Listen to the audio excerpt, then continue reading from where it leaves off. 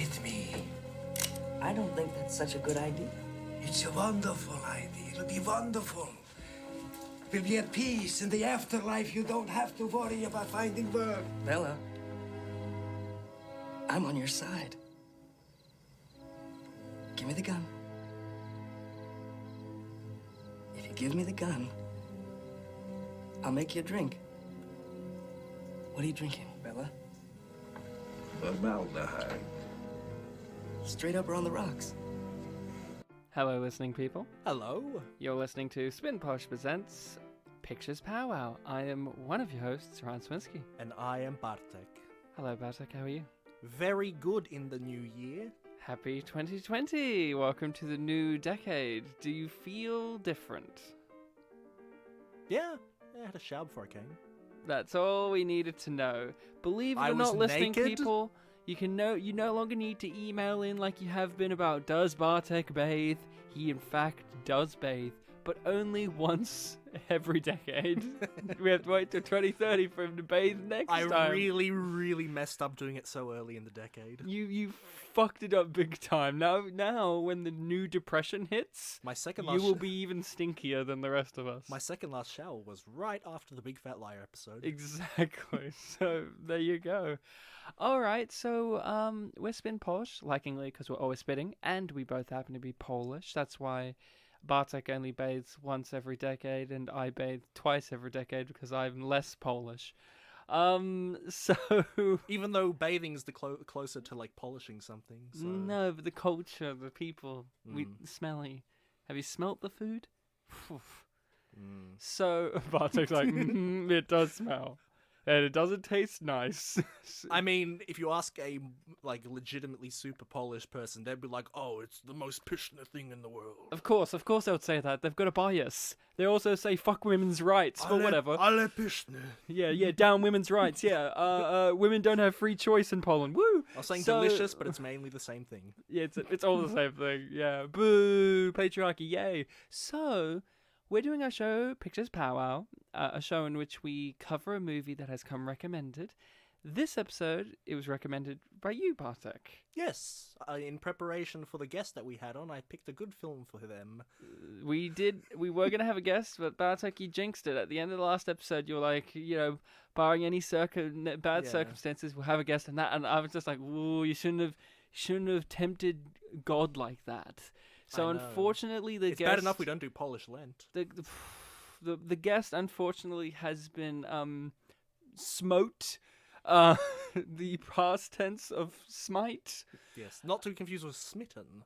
They're not smitten, they are smoten, though. So, it is just us. We're doing your film, which was? Ed Wood from 1994. Yes, the Tim Burton movie with Johnny Depp, not an actual Ed Wood movie. Yes, that's true. So, we're going to be talking about it, listening people. If you haven't watched Ed Wood, give it a watch. We're going to be talking about it in depth. We're going to be back and forthing about it. It's a good movie. It's pretty easy to find. It's a pretty easy watch as well. It's not like super intense or anything. It's Tim Burton. Everyone loves Tim Burton, or they either hate him, but most people agree that this is one of his last great films. Like, properly great, with no holds barred about it. Like, after this period of time, people are like, oh, maybe Big Fish, or oh, maybe this movie. Like, not everyone agrees, so this is like the end of an era. It's really this and Dark Shadows. No. Get out. Dark Shadows fucking sucked. I remember, yeah. It was no Home for Peculiar Children. Miss Peregrine's Home for Peculiar Children. Was that Tim Burton as well? Yes. Okay. See how good it was? You didn't know it was him. I didn't see it, so I don't know. I did. So, this was your choice, Bartek. Mm-hmm. So, talk us through your history with this movie. So, in preparation for this episode, I had my third viewing of the film. You know what? I can't remember the exact year of the first one, but I think it's been once a decade so far for me. Wow. Because the first time I watched it, I was definitely a teenager still in school. The second time I watched it was earlier last year to show to my stepbrother, which was very much just hey, this is a good film, I remember, but I was also like talking him through it the whole time. Like, this is a real guy. These films are real, stuff like that. You were that kind of guy, yeah. Yeah, my stepbrother, I was explaining it for him because he's not as much a movie guy, but he enjoyed it too. That guy that's not Vincent D'Onofrio's voice coming out of Vincent D'Onofrio, that's Orson Welles. He would have been fatter and grayer at this point, but forget that. My stepbrother knew Pinky and the Brain, so I'm like, that's Brain. Who's based on Orson Welles, the guy who did Citizen Kane. Citizen Kane was in that one episode of The Simpsons. Remember that? Well, fun fact, in the early days of our podcast, when I do that Orson Welles voice, it was me just trying to remember how it sounded in this film. Yeah. And then this viewing, it was, me watching it alone again, and I really got to appreciate it and love it all the more. Yeah. My history with this is... and we can back and forth this too, because my history with this is my history with Tim Burton as a filmmaker. So we can get into your history with him as well. I love Tim Burton. I say love still with the present tense because I still love those movies that I enjoy. Like I said, this is a real cutoff point in which, and I love Mars Attacks actually. So Mars Attacks is a cutoff point, but a lot of people don't like that. But I grew up loving Tim Burton stuff: Mars Attacks, Beetlejuice, Edward Scissorhands, this, Pee-wee's Big Adventure, and like these movies, those movies, and the Batmans and whatnot.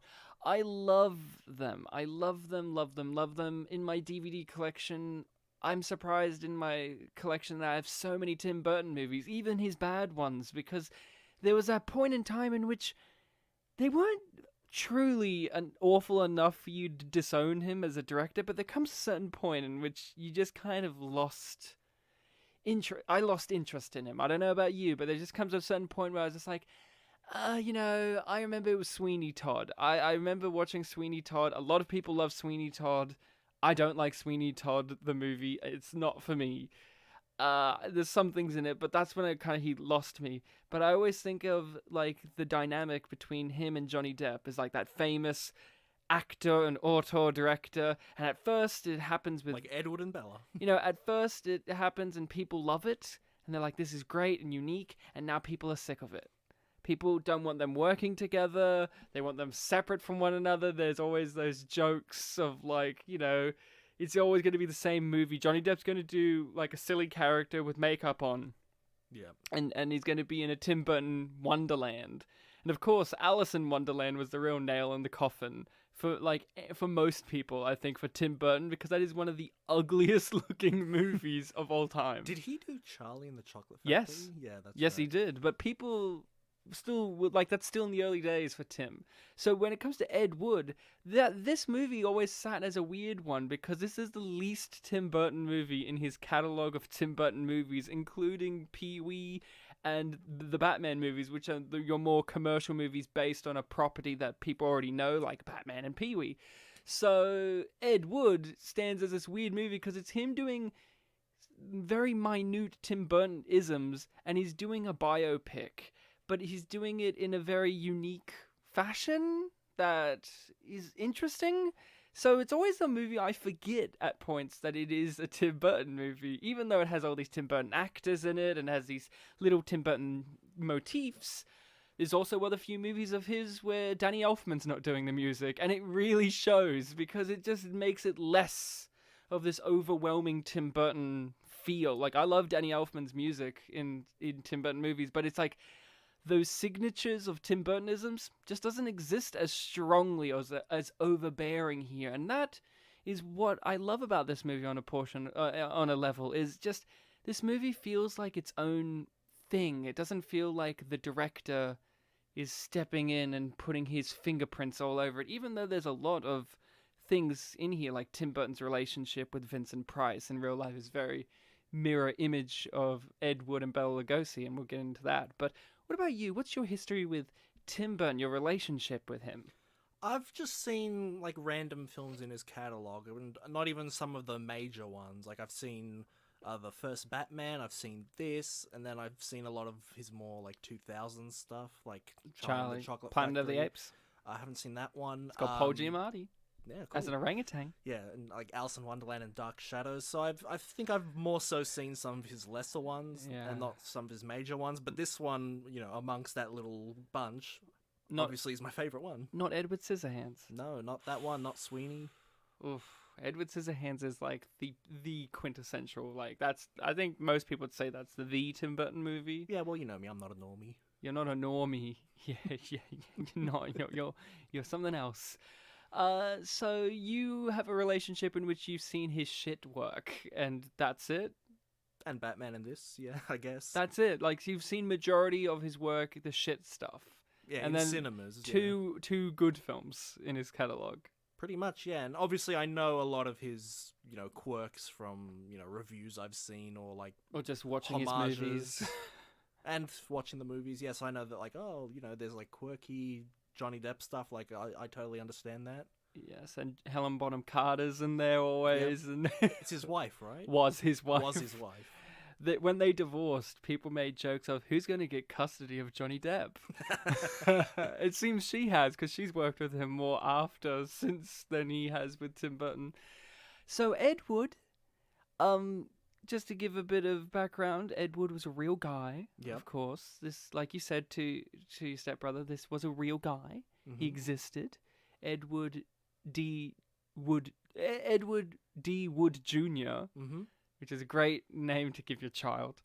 And he was considered one of the worst filmmakers of all time, directed the worst film of all time, worst film of all time. What that actually means was, at the time, the worst in terms of enjoyably bad films. If it was actually the worst film, you couldn't watch it. Plan 9 from Outer Space. And this movie just kind of is the bio of his journey to that point, like how he became the guy that we know as the maker of film, Plan 9 from Outer Space, his movies leading up to that, and the struggle and the naive enthusiasm. Yeah. And this film obviously takes liberties, as do all Hollywood films that are bios. This has a very fairy tale approach to it all. Like, I'm sure that none of it was as upbeat and wonderful as it is in this movie. Did you read the IMDb trivia? I read about half of it.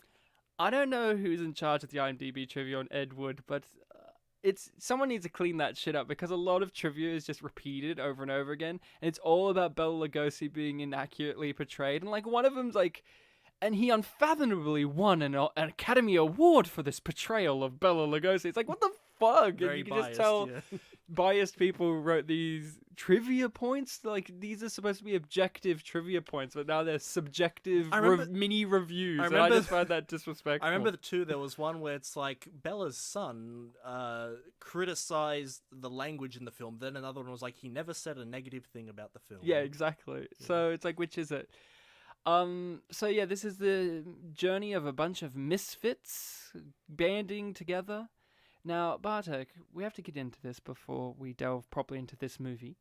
There's a lot of people who are going to have watched this or have just heard what we said. Mm-hmm. Worst filmmaker of all time, group of misfits, how they get to the point of making the worst movie.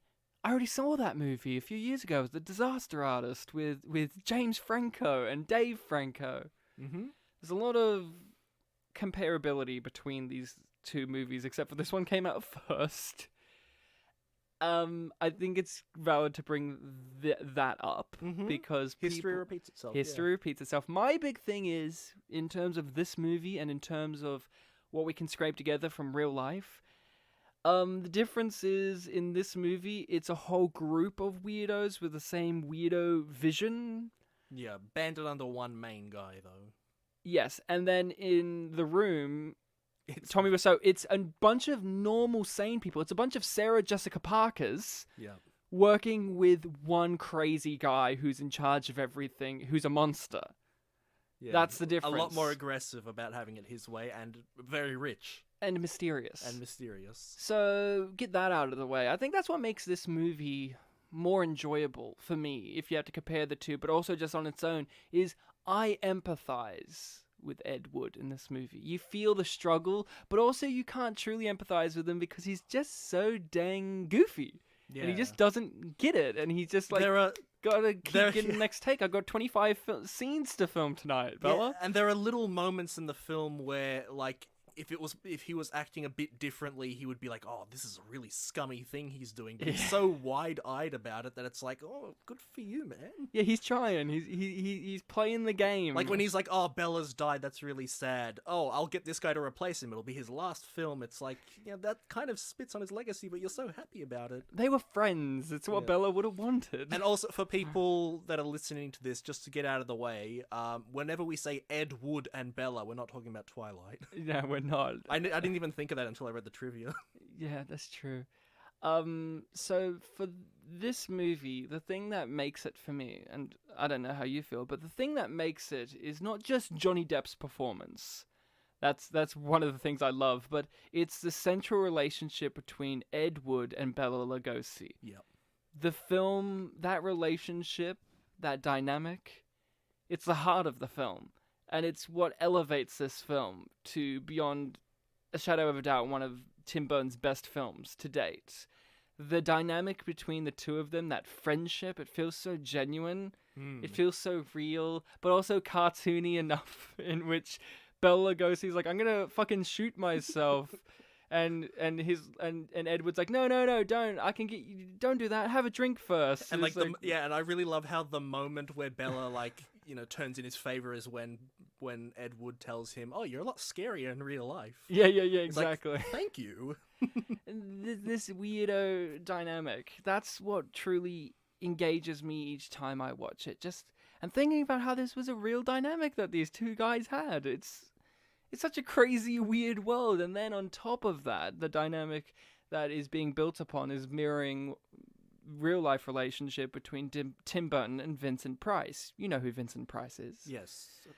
Vincent Price... Not as well as these two guys. But Vincent Price was in Edward Scissorhands, but died. So his role is very short and he doesn't really speak because they didn't get to really film many scenes and he was too weak. So it's like, again, a mirroring of what happens to Ed Wood later on when Bela Lugosi died before they could start production.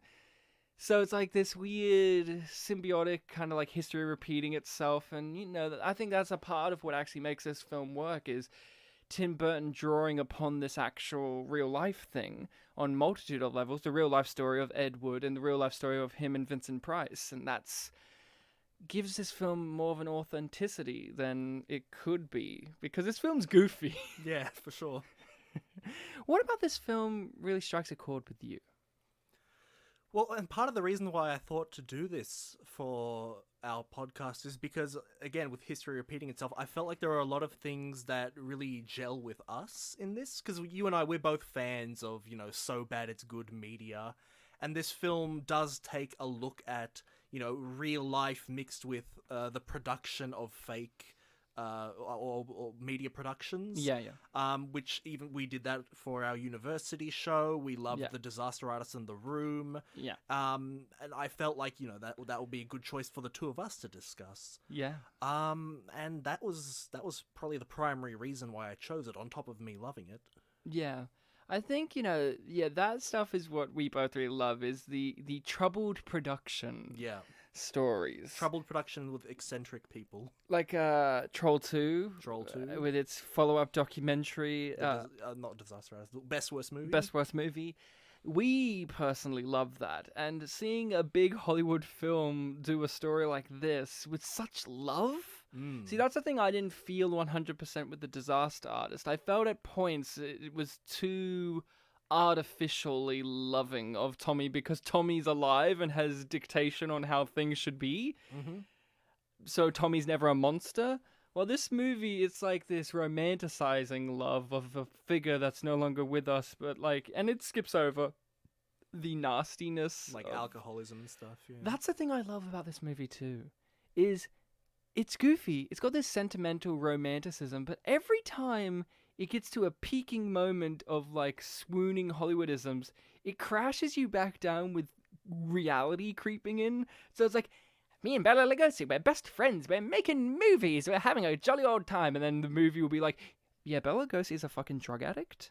We're not going to dwell on this really heavily, but that's the real life shit. And then, yes, we're best friends, we're having, what's this? He has to go to rehab. Shit. That kind of thing. And then the ending is the pinnacle, where there's the Hollywood music swell, it's raining outside, he's like, I love You've got you! the affirming clapping scene. Yeah, he's like, I love you, and they're like gonna drive off in the rain, and it's all beautiful. Then epilogue text. the epilogue text is like, he died penniless and broke, and as a drunk making sex films for perverts, and like, she never remarried, and like, this guy's dead, and this one's still a fucking terrible actor. Like, all of these fucking hardcore hits of reality that just makes you go, oh Jesus, I was having fun this whole time. And then with sentimentality though, like, and he has a new era of fans and stuff. yeah, like that. yeah, but also think about it for the real one. The only one who went on to success is Sarah Jessica Parker's character, because she fucking left.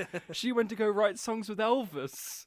Hit songs with Elvis, and it's like, she's the only one who went on to genuine success because she left. Didn't it say that the two guys that played the police in Plan 9 like run studios or something? No, one of them runs a fan club for himself, Oh, right. and the other one's considered the Gilgood of bad acting.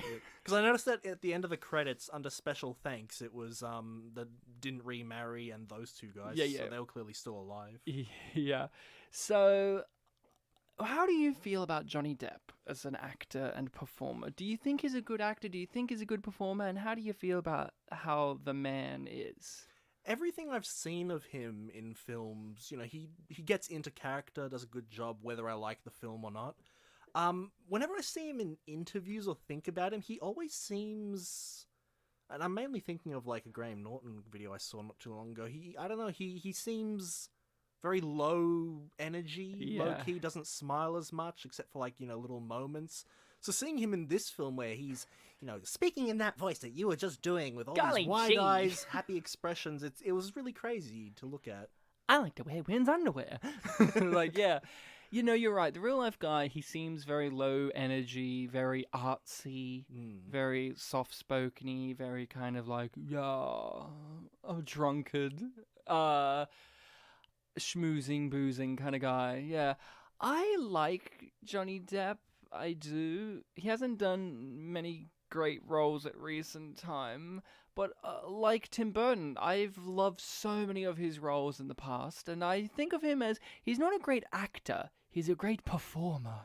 He loves to perform for you. I don't think he's that nuanced as an actor. He's a nuanced performer. He likes to put on a show for you. I did read that one of the trivia points was that he found this role really refreshing because it was very different from a lot of the crazy stuff that he was doing. Yeah, he is, you know, I always think of him in John Waters' Crybaby, in which he's like a 1950s greaser pretty boy who's like a bit of a dumbass, and you know, as weirdo roles in like Fear and Loathing in Las Vegas, and he likes to play characters. He wants to be a character actor, but he's too damn good looking, so he has to be a leading man.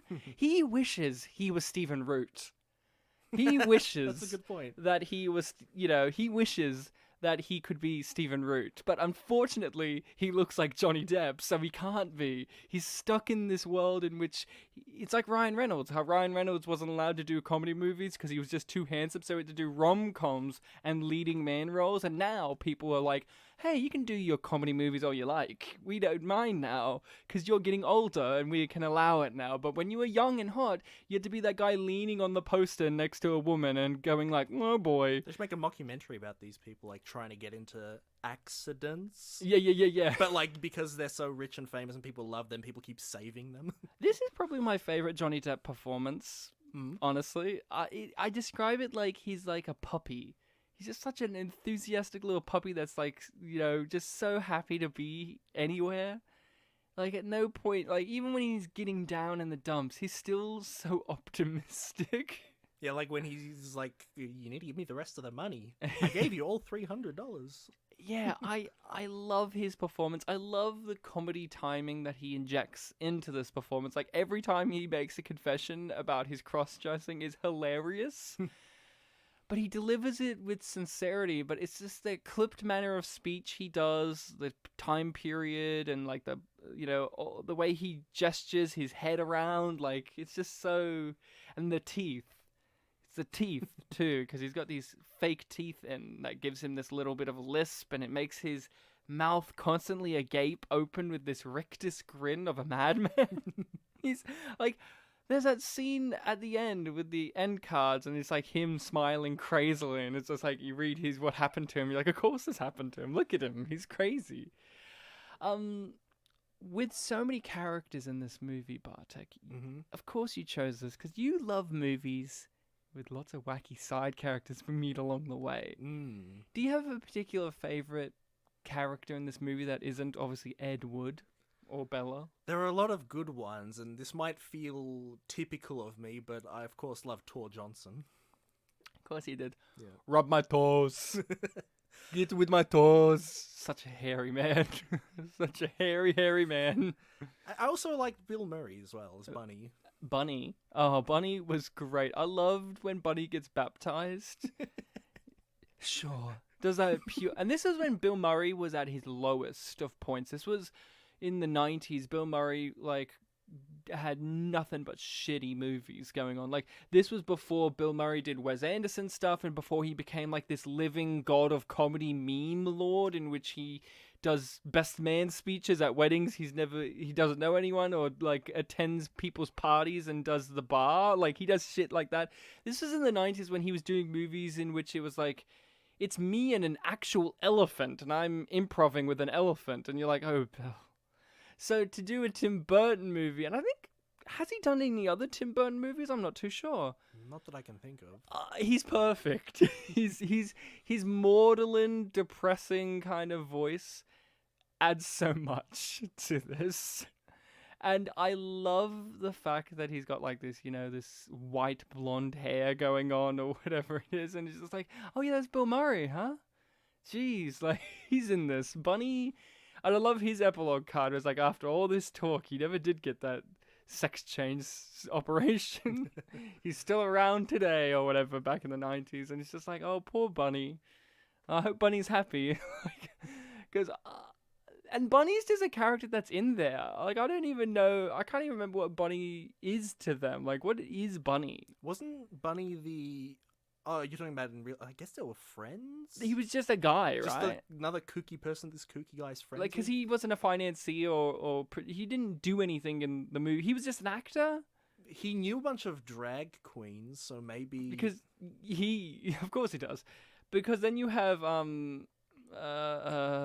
what's his name? The one who opens the movie. Criswell, who's played by Rooney from Ferris Bueller's. From Ferris Bueller, you remember Rooney, Principal Rooney? Oh, that was him. That's Rooney. I can't tell with the moustache. Oh, I've seen him without the moustache because he's the dad in Beetlejuice, and he's great at Beetlejuice. Let's not forget that guy in real life turned out to be a child sex predator. Criswell? Yeah. Mm-hmm. Oh dear. The actor that wasn't in the who plays epilogue? him. No, the actor, not the actual Criswell. Oh, I didn't know that. Yeah, so Ferris Bueller, that's why whenever they do Ferris Bueller material where they get the real life actors, they don't get him, because he's shady as shit. But doesn't mean that he wasn't a good performer. I fucking love him as Criswell in this. I love that, there are just some scenes or shots where you can see him just lying to someone walking by. And that voice. Yeah. Criswell knows all. And even like when he first talks to Ed Wood and Bella, like he's just surrounded by all these like weird people. It's easy for me to say Criswell is probably one of my favorite side characters, because I love that actor, and he's, he did Tim Burton stuff before, but I really do love Sarah Jessica Parker in this movie as Dolores. She's like the villain of the movie, because she's like the only real person that can like stand up to them and be like, you're making shit. When she leaves, it's like the best, like... It's just like, there's the reality creeping in again. Like, every time they're there partying, he's in full drag and everyone's having a great time, and Tor Johnson's having a conversation with Bunny about sex change and isn't at all prejudiced about it. And then she comes in, someone who, from our perspective, because the movie's done such a good job of putting us in the world, is the villain. Like, she's the person coming in and being the meanie. But... if you remove yourself, she's right. If this was the Disaster Artist, she'd be the main character, Greg. She's right. Like, all they were doing was making shit and not even getting any profit out of it. The Bride of the Monster was the only movie Ed Wood made that was financially successful out of all of his movies. Like, that's the one. And it's just like, And she leaves, but I loved her in this movie. She's funny. I love when we see her character act and she's shit at it. And then when they cut, they were like, perfect. Of course it was. Like, just storms off set. Like, I'm actually a huge fan of Sarah Jessica Parker. Like, I love her in Hocus Pocus, in this, in Mars Attacks, and I like Sex and the City, and I actually do like her in that. And she seems like a sport in real life about all these jokes about her looks and crap like that. But I love her here because this is the movie that gave us the "you have the face like a horse" line. Yeah. This is the movie that raised public awareness that she looks like a horse. I still don't quite see it, but yeah, I hear the joke all the time. Oh, I see it. What did we do that had her in it? Was it Failure to Launch? Yeah, Yeah, that's right. fucking love her and Matthew McConaughey. With this movie, it's shot in black and white. Mm-hmm. Now, some people don't like seeing movies that are in black and white. We know a few people. Mentioned on the podcast before, there's a friend of ours that studied film, and I often go, you studied film, but you don't like movies, and he like refuses to watch movies in black and white. And I'm like, well, why did you do film? How do you feel about black and white movies, and how do you feel about this movie being in black and white? Would you be interested in seeing a version of this in color, or what?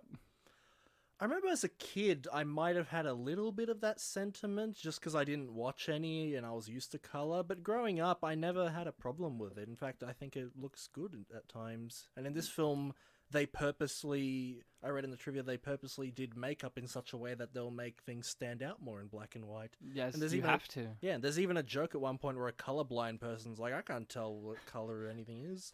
The meta joke. The dark grey one. Yeah, honestly, I have no problem with it, and the fact that they're covering all this old material that recreates films that were in black and white and scenes that were in black and white, I feel adds to it. And of course, there's the, rumored reason as to why this was shot in black and white, which was no one could agree what Bela Lugosi would look like in color, right? Yeah. Because we never really had movies with him in color, if ever. Yeah, that's true. So what would he look like in color? Which would be like, yeah, I don't know. Like, it's something that's put forth. Like, do you know what Bela Lugosi looks like in color? I can't think of an image. I mean, not in live action, but I've seen, cartoon Draculas that are based on him. No, Bartek, that doesn't count. What? That wasn't him in Scooby-Doo? No, it wasn't him. That was actually Vincent Price. There's a Vincent Price vampire in the original Scooby-Doo. He tries to offer them a Coca-Cola, but they're like, no! I love the black and white in this movie. This is probably one of my favorite movies that implements black and white. One, the cinematography is gorgeous.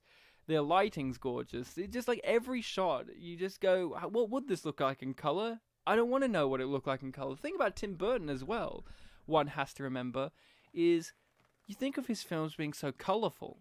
Think of these bright blues and pinks and greens and all these exaggerated colors. Yeah, Charlie and the Chocolate Factory was really colorful. Yeah, and, although I find his films visually terrible to look at now because it has this real processed, weird kind of look. All the ones I was thinking of that I'd seen are like, wait, dude. And then Charlie was like, oh, wait, that one. Yeah, Charlie, back in the day when he did it. But this one's in black and white. Even the Batman movies had color, these exaggerated colors, Yeah, Joker's green hair.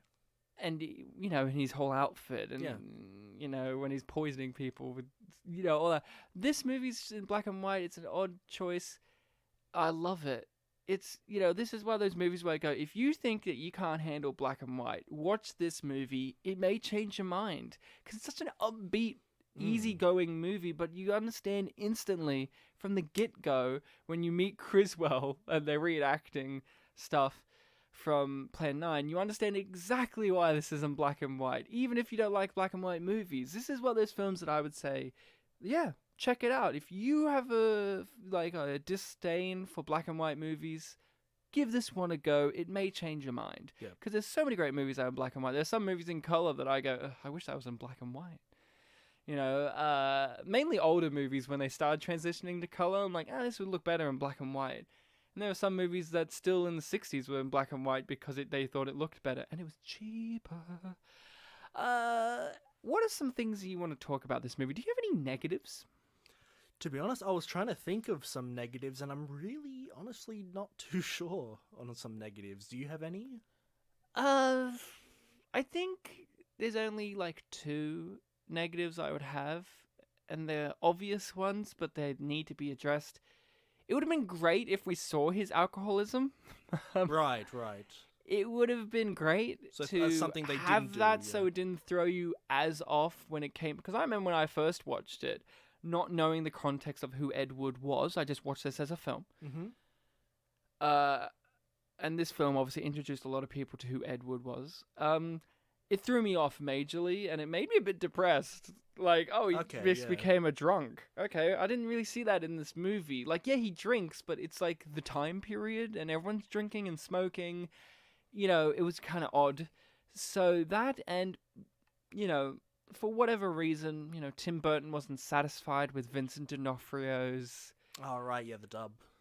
Orson Welles, but it is very jarring to see well-known actor Vincent D'Onofrio, who was well-known even back then, even if he was on the up-and-coming. He was in Full Metal Jacket already by this point, so people knew him. And you have well-known voice actor who's already been doing this voice in a well-known children's cartoon series, dubbed over a well-known actor, and it just throws you off. Like, as much as I love this movie and I love that scene, I kind of just wish that Tim Burton had more confidence in Vincent D'Onofrio's performance, even if it was a weak performance. I think it just is jarring. That scene just feels jarring. I love the scene in a script format, like reading it and thinking about what's being said, but when I actually watch it, I get thrown off that that's the voice that is in Pinky and the Brain. The not Narf one. Yeah. Yeah, I remember that scene always sticks in my head because it's like, oh wow, he meets Orson Welles late in the film. Orson Welles, yeah. And the last two times I watched the film, that scene felt incredibly shorter than I remembered it, because I feel like, yeah, maybe the dub didn't work in a lot of the shots and they had to make it shorter. Like, it feels like it's Yeah. over really quickly. At the same time, that kind of works. It that does. It's short, but it's just so odd. Because apparently everything that happens when he meets him onwards is a bit more fictionalized. Like, oh, it wasn't.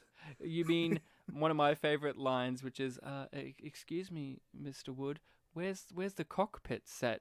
You're standing in it." And like he's looked around, they've already put the cockpit set behind, like he's already in it, like because they pushed it around him while he was talking. Yeah. It's like this fantastical wonderland, and he like walks into the Christians and he's like, "I'm gonna direct this any way I want to, and you're gonna back it, and that's how it's gonna work. I'm gonna do it," and everyone's like, "Yay!" Like, yeah, that's my negatives with this movie. I think the score is amazing. I think everyone is nailing it performance-wise. Like, everyone's on the right level of camp, the right level of goofy, but with also the right level of sentiment. Like, I never feel like, even Bill Murray, I never feel like anyone's phoning it in or doing this ironically, even though there's obviously a lot of satire and irony to their performances. Johnny Depp is obviously, like, he based his performance on like Ronald Reagan and something else, Yeah, and it's was just something. like, right, okay, and you know, Edward probably didn't even sound like that, but it doesn't matter because he's just so high energy, as is everyone else, and it just comes across like beautiful stuff. Yeah, not exaggerating.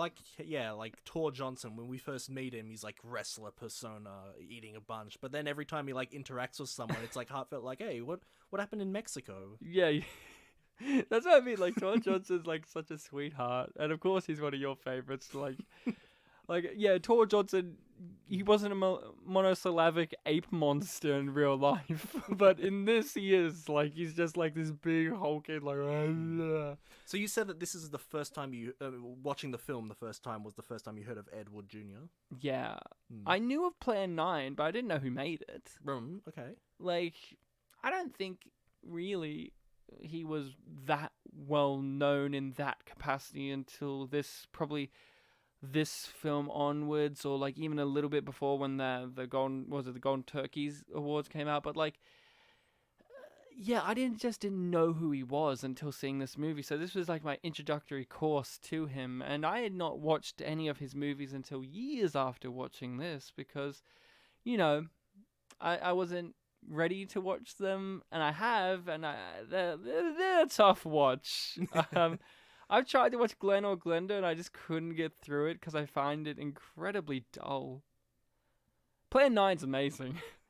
Plan 9's fucking amazing. I know you're not a big fan of Plan 9. I need to rewatch it because when I started watching his films, I was already in like the so bad it's good films that we're already used to these days, where they're a lot more Like The Room and Troll 2. Yeah, a lot more like. I mean, his films are also incompetent, but they felt a lot more Stiff.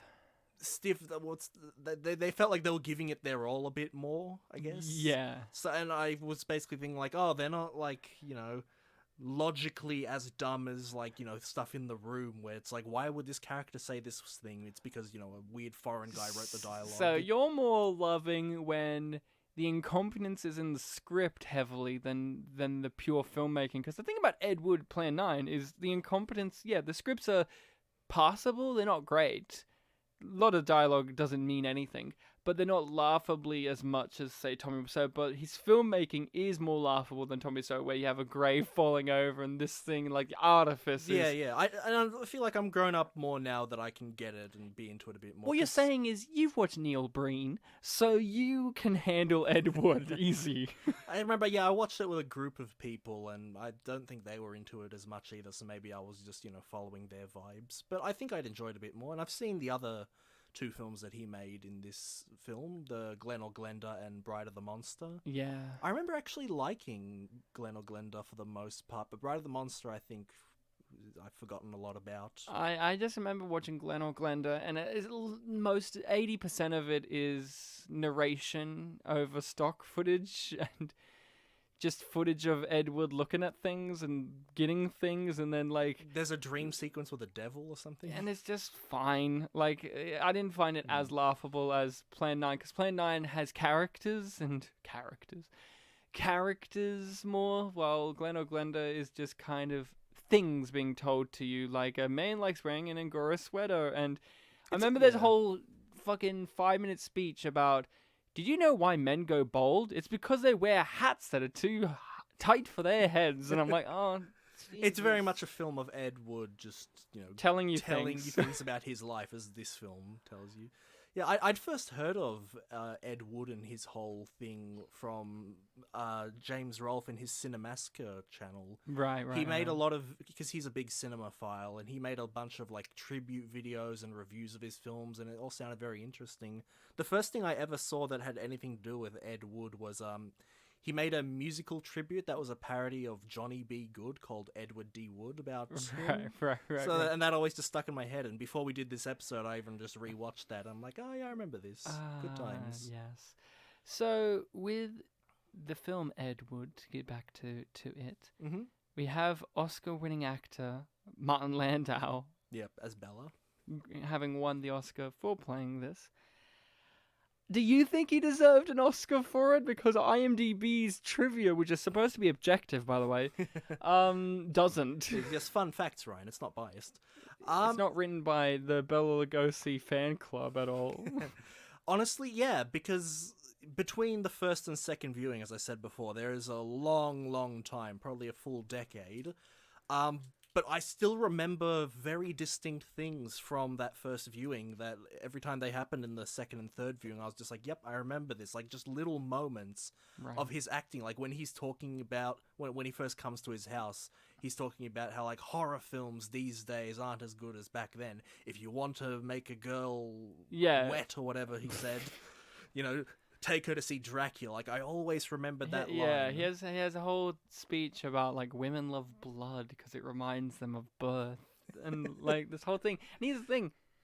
Because of the performance and because of the script and the tone of the whole movie, because of everything, that speech could come across, to some, very gross and narrow-minded and misogynistic and whatever taboo kind of social taboo, social whatever crap that people like to get offended at in movies. But because of everything in the movie, for me and for most people, you buy it. You go, yeah, that's what people loved about those movies, especially women. Yeah, I totally buy this understanding. And then later you meet Patricia Arquette's character, who's just a female Ed Wood, and she's like the person that Bella was talking about that loves Dracula because of these reasons. And you're like, yeah. That's the most Tim Burton-y moment when they go to the spook house. That's like every Tim Burtonism like you can have in the movie. Like the little car has those squiggly eyes that are just so Tim Burton, and the snake head that pops out of the roof looks exactly like the snake head in Beetlejuice. And it's like, oh, Tim, you couldn't hold yourself down for too long, could you? Yeah, but back on Bella, there's just so many facets to the performance there. Like, in the first few scenes of him, you know, he's saying all these, like, ideological things, like, oh, back then it was great, now it's this. And then he still has, like, these weird mannerisms, like, where he wants to be a vampire. Like, he's trying to seduce Elvira on the TV. Almost said computer. But then he has to get up, go to the kitchen, and it's just, like, this... Weird mix of, like, he's doing very human things, but in, like, very horror production values. Yes. Like silhouette getting bigger, smaller. Well, let's not forget how we get introduced to him in this movie, which is him in the coffin doing the pose. Yep. And he's complaining that the coffin's too restrictive because I can't fold my fucking arms. Even though he was. He can barely fold them. Yeah. And the coffin guy is just like, I'm so sorry. And that guy, I'm like, I know this guy from something. He's like a little character actor. And he was in Wayne's World. And he was in Twin Peaks. And like, I don't even remember who he was in Wayne's World. He's just like an announcer. I'm like, I do know that image of this bald guy. He's like one of those little guys that has only done like 50 things, and it's always like small, minute character roles and everything. And I'm like, that's what Johnny Depp wants to be, is the coffin guy. He wants to be the coffin salesman. Oh, I know who that actor is. His name's Stephen Root. Oh, that would be amazing. We did notice Rick from Falling Down is in this movie. I'll be 100% honest. It wasn't until the Boris Karloff scene where he's like, I love you as Karloff's sidekick. The exact same with me. That it was Rick. I thought up until then he was Tim Blake Nelson, another favorite of ours on the show. You remember Tim Blake from Fido. And I thought it was him, but then it was like, oh no, that's Rick from Falling Down, the burger manager, whammy burger manager. So we're all here. Yeah, just something about that scene. He like made an expression. I'm like, I know that shit-eating grin. It's Rick. It's Rick. Why am I calling you by your first names? I don't even know you. But that scene in which he wants the autograph and he makes the faux pas of mentioning Karloff, and that's like one of my favorite Lugosi scenes because it's already been building because the camera guy is already judging him for his needle marks, and then you know he has to shoot the scene and like there's all this stress, and then that's the capper. It just all explodes. It's also one of the two running gags of the film with Lugosi. Yeah, he doesn't like Karloff. He doesn't like Karloff, and people think he's dead. Yeah, and that people think he's dead. Yeah. I just love whenever he does swear, and I know the IMDb trivia wants to really remind us that Bela Lugosi never swore in his life because he was a European gentleman, but in the context of the film, it works. It so works. Like I said before when we were just about to start this, I said, all right, let's shoot this fucker. Like, this is just these kind of lines. And yes, Martin Landau deserved an Academy Award for this performance. You could argue, oh, it's all through the makeup and his accent. There's more to it. Bartek just mentioned his physicality.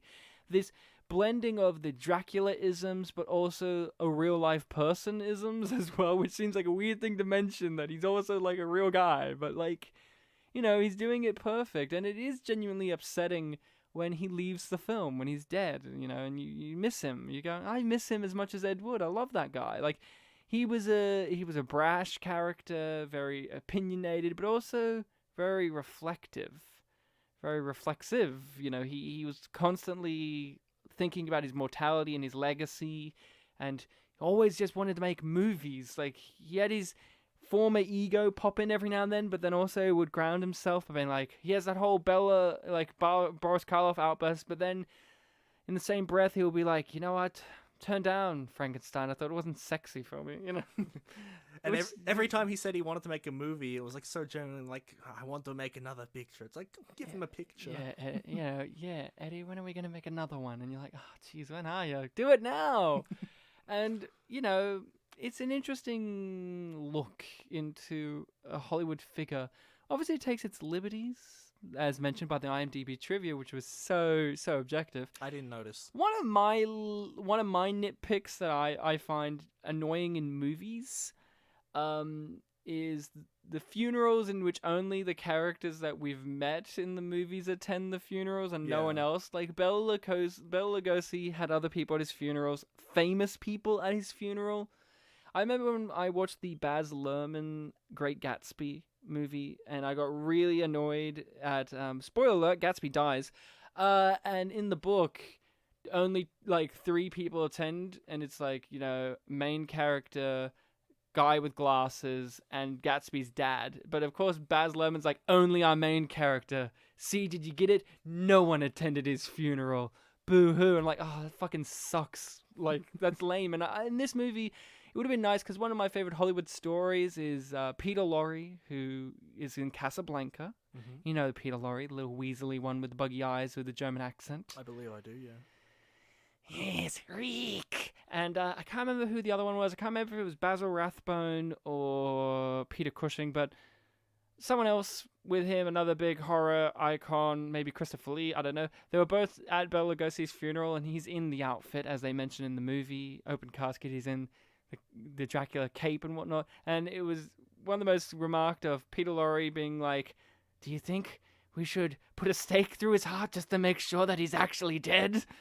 It's just like the kind of macabre humor of these people, and I don't know, like there's that little part of me where I just go, I don't know, I would have liked that scene there, because it's like what happened, and it's a genuinely funny real life thing. But in the context of this movie, they just want to focus on Ed Wood and his crew being the only people that actually interacted with him, which, you know, I get it, it's fine. Yeah. But it's like, that's a real life story that's actually genuinely funny, and it would have actually injected something cool into the movie. Like, that's my only nitpick when it comes to real life things that could have been added to the movie that is obviously glossed over for the, you know, for the format of film. We both understand this is a film. Yeah. We will cover in the future films probably that are biopics in which we complain about the tampering of real life events, because in this movie it works because the movie buys you in with its authenticity, but also its absolute love for the person it's covering and the people involved. That's the thing that differentiates it from other biopics in which I could complain about the true event stories, because if the film doesn't capture an absolute, love of the person it's covering, then you don't buy it. And that's what I have to say about that. This movie does. It just brings you in with its fun atmosphere and just lovable characters. I'm trying to twist your sentiments to, like, what if it's a biopic about, like, a serial killer? It's like, they don't love this serial killer. Well, they have to, don't they? Like, there has to be, like, obviously love, and not just that way, but, like, they have to love enough to show the good and the bad, and that's my weakness. Like I said, I wish they showed his alcoholism, because that is a bad aspect of who he was. And that's what my problem with The Disaster Artist was. I didn't feel the genuine nature and love for that biopic as much, because Tommy Wiseau is still alive and dictating how he should appear. Well, Edward's fucking dead by this point, and his wife, apparently, when she saw Johnny Depp on set and he had, like, the long scraggly hair and it's all messy, she commented, "That's my Eddie." Eddie. Which, God bless. Anything else you want to talk about when it comes to Ed Wood? There's a lot of fun scenes and moments. We got Bela Lugosi writhing around in a pool of water with an octopus. We got Rance Howard being like, I want a big explosion. I want my son to be in it. Yeah, there are just so many, like, funny production things, like the executive meddling and stuff like that. Can we talk about Mike Starr's character, who's the guy who's like, I make shit! These are the movies I make! You recognized him, of course? He was so familiar, but I'm struggling to... You always forget who Mike Starr is, and it's always frustrating, because whenever we've had him on movies, I always relate him to one of our most popular episodes, and the one of the movies that you thoroughly enjoyed, Baby's Day Out. And each time I go, he's in Baby's Day Out, and you go, oh, who was he in Baby's Day Out? And then I go, he's the guy who phones the police and he's sitting out front in a singlet. And you're going, oh, right, that's what you do. And you go, right. And then I go, will you remember this from next time I mention Mike Starr? And you're like, I will. And then you don't. Like, we were watching, as a group, Black Dynamite. And he's in Black Dynamite as an antagonist. I'm like, hey, look, it's Mike Starr. And you're like, who's that? And I go, remember him in Baby's Day Out? Who was he in Baby's Day Out? He was the guy. And you're like, right, I remember that for next time. And it's like, I don't know what it is, but Mike Starr and Stephen Root are two character actors that are in everything, and you've seen them in things, and they just kind of fly by your radar. Like when we watched Red State, and I was like, oh yeah, the chief of police, that's Stephen Root. And you're like, that's Stephen Root? Oh, I didn't even know. And I'm like, of course, you are like the opposite of Johnny Depp. You have blinders on for character actors. I can be very easily fooled. Don't confuse Mike Starr with John Carroll Lynch, who was in Agent Cody Banks as the guy who wanted to be the actor man that they used as a distraction. Well, no, not Agent Cody Banks. Catch That Kid, and they put a toupee on him. I will say one of the writers of the script for Ed Wood wrote Agent Cody Banks. I mean, yeah, star writer. I mentioned this last episode when you suggested this film. These two writers are well known for doing bio things. So they did Ed Wood, The People versus Larry Flint. They did that American Crime Story, the one with about OJ with Cuba Gooding Jr. Mm-hmm. And they've just now done recently Dolomite Is My Name with Eddie Murphy. That's on Netflix. And people are like, ooh, Eddie Murphy could get an Academy Award for it. It seems like this is their thing. And they've honed it to a fine art. Like, this is probably the first entry in there together. These two guys together just love writing biopics of weirdos. Like, Dolomite Is My Name is basically Ed Wood again, but with black exploitation director Rudy Ray Moore, who I've mentioned before. Rudy Ray Moore is an iconic line in one of his movies, which is, "Bitch, are you for real?" So, I can't think of anything else to say about Ed Wood other than it's just a really underrated movie. For sure. I think its tone is really great. I just love Johnny Depp's performance. It's so goofy. Even when he says, "Don't get goofy on me." It's just so quotable, this movie is as well. Like, it's a very quotable movie. Like, I got 25 scenes to film tonight, Bella. Like, just the absurdity of it all. The suspension of disbelief line. Yeah. We don't have a permit. Like, all this crazy nonsense. And yeah, we love these B grade, C grade, D grade filmmakers because the journey to filmmaking and creation, we know, is very difficult.